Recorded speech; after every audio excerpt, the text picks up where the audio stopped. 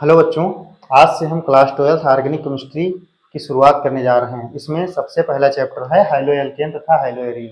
High-low alkene क्या होते हैं? हाइलो एल्केन जो हैं हाइड्रोकार्बन से ही बनाए जाते हैं। हाइड्रोकार्बन का एक एच हटा करके उसमें एक हाइड्रोजन लगा दिया जाता है, तो उसको हम लोग हाइलो एल्केन कहते हैं। ठीक है, तो इसकी परिभाषा लिखी है मैंने, देख लीजिए।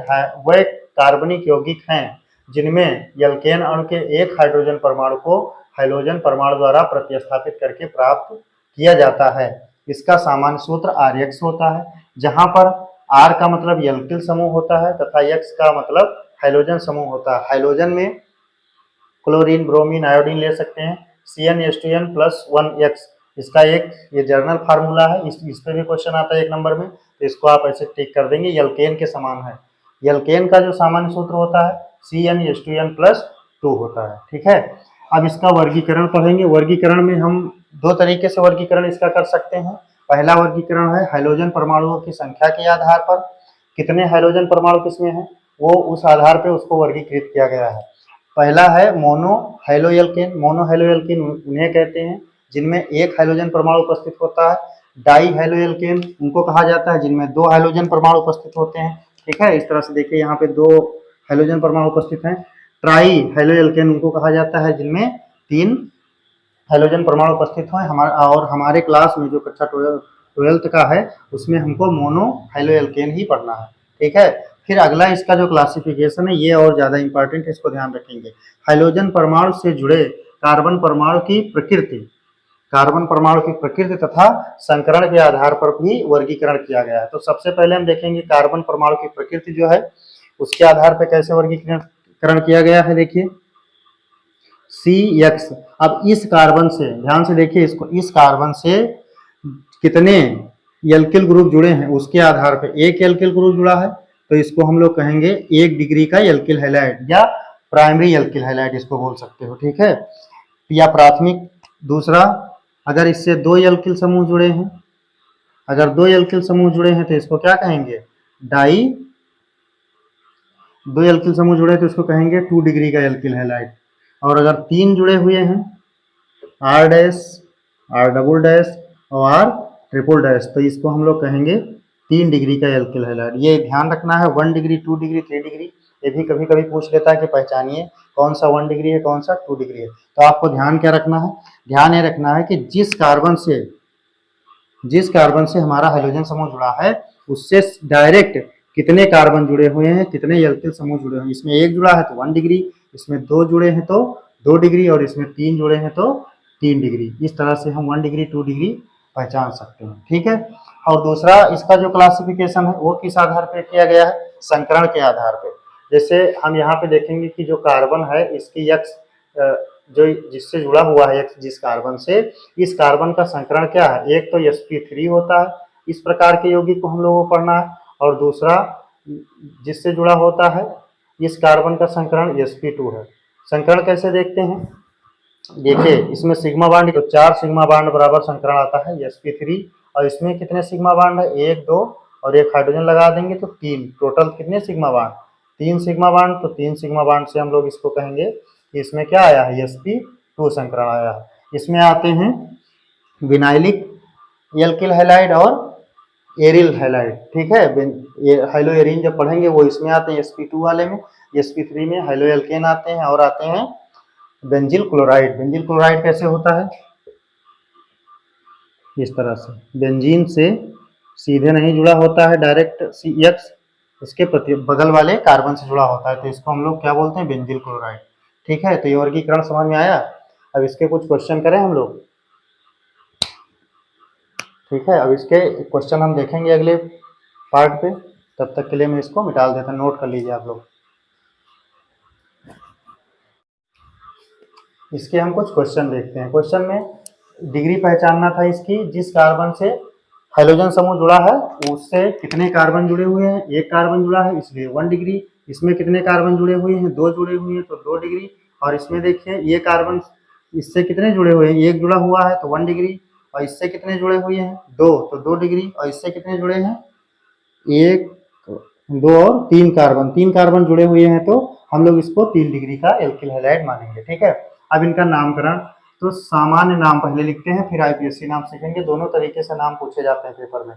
तो सामान्य नाम लिखने में हम लोग क्या करते हैं, पहले एल्किल हैलाइड का नाम लिखते हैं, फिर हाइड्रोजन का नाम लिखते हैं। तो लिखा है एल्किल हैलाइडों के सामान्य नाम में पहले एल्किल समूह का नाम लिखते हैं, फिर हाइड्रोजन का नाम लिखते हैं। ठीक है, तो एग्जाम्पल देख लीजिए, जैसे CH3Cl, तो इसका सामान्य नाम हो जाएगा, पहले एल्किल समूह का नाम लिखेंगे तो मेथिल, क्या नाम हो जाएगा, मेथिल क्लोराइड।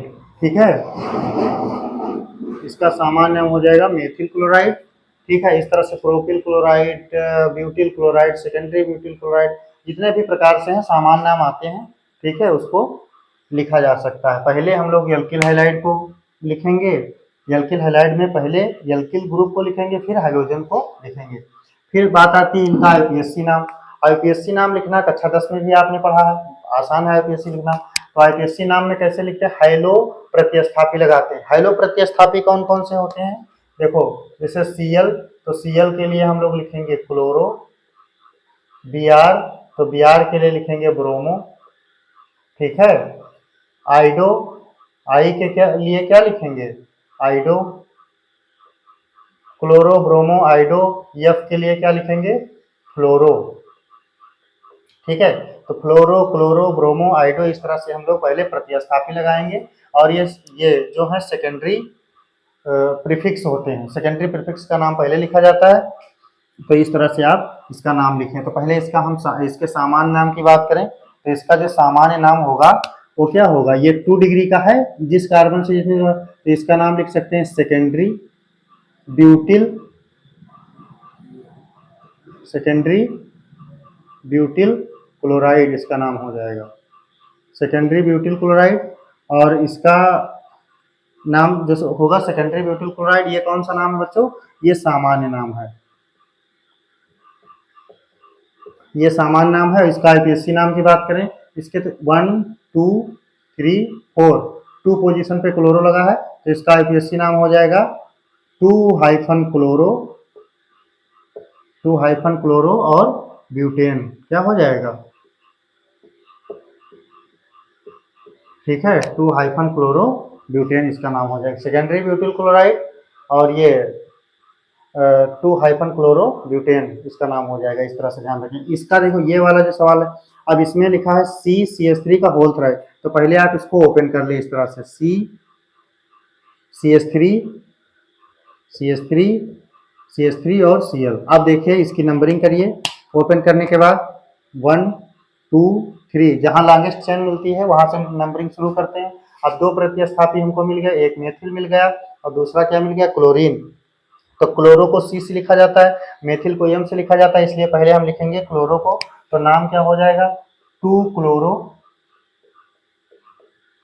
2-क्लोरो, 2-मेथिल, हाइफन लगाएंगे आप, नहीं बोलेंगे, 2-क्लोरो, 2-मेथिल प्रोपेन, 3 कार्बन है तो वर्ड रूट में हमारा क्या आ जाएगा, प्रोपेन। तो ये इसका आईपीएससी नाम है, इस तरह से लिखेंगे। इसका आईपीएससी नाम देखें, साइक्लिक है तो इसमें हम साइक्लो लगाएंगे, आसान है, नंबरिंग यहाँ से करेंगे, डबल बॉन्ड भी यहाँ से हमको मिल रहा है और ब्रोमीन भी मिल रहा है, तो 1 2 3, ठीक है, पूरे 4 5 6, इधर से क्यों गए, इधर से फ्लोरीन भी मिल रहा है और डबल बॉन्ड को हमको लेते हुए चलना है, इस तरह से नंबरिंग करना, ध्यान रखेंगे आप। तो सबसे पहले हम किसका नाम लिखेंगे, प्रतिस्थापी का, तो ब्रोमो सबसे पहले लिखेंगे, 1-ब्रोमो, 1-ब्रोमो, फिर आ जाएगा हमारा 3-क्लोरो, 1-ब्रोमो, 3-क्लोरो, फिर किसका नाम लिखेंगे, रूट वर्ड साइक्लो, प्राथमिक प्रीफिक्स या प्राइमरी प्रीफिक्स लिखेंगे तो लगेगा साइक्लो, साइक्लिक है इसलिए साइक्लो। 6 कार्बन है तो 6 कार्बन के लिए हेक्स लगाएंगे, एन नहीं लगाएंगे क्योंकि डबल बॉन्ड है, 1 पोजीशन पे डबल बॉन्ड है, तो 1 इन साइक्लो हेक्स 1 इन, ठीक है, या साइक्लो हेक्स 1 इन लिख सकते हो या साइक्लो हेक्सेन भी लिख सकते हो, हेक्सीन भी लिख सकते हो, साइक्लो हेक्सीन लिख दो, साइक्लो हेक्स 1 इन, इस तरह से लिख सकते हो। ठीक है, अब इसका नाम देखो, ये एरोमेटिक कंपाउंड है तो 1 यहाँ से लिखेंगे 1 और 2, तो इसका नाम हो जाएगा 1-क्लोरो, 1 क्लोरो और 2 मेथिल, 2 पे मेथिल है ना, 1 क्लोरो 2 मेथिल बेंजीन। बेंजीन का नाम हम लोग बेंजीन ही लिखते हैं, ठीक है। और इसका नाम हो जाएगा आर्थोक्लोरोटाल्विन भी इसका नाम, एक नाम हो जाएगा। सामान्य नाम की बात करें तो क्या लिख सकते हैं इसको, हम लोग लिख सकते हैं आर्थोक्लोरोटाल्विन। आर्थोक्लोरोटाल्विन, टाल्विन जब बेंजीन से CH3 लगा होता है तो उसको टाल्विन कहते हैं, ठीक है। तो इसका नामकरण आप अभ्यास करिएगा, ये NCERT का है, ये जो मैंने लिखाया, और आसान है ये चैप्टर, कोई कठिन नहीं है। इसका नेक्स्ट वीडियो में जो आएगा उसमें मैं आपको पढ़ाऊंगा उसके बनाने की विधि, और कुछ IPSC नाम भी कराऊंगा एक दो, ठीक है। तो आप लोग कमेंट करें, लाइक करें, शेयर करें, ठीक है। Okay, thank you.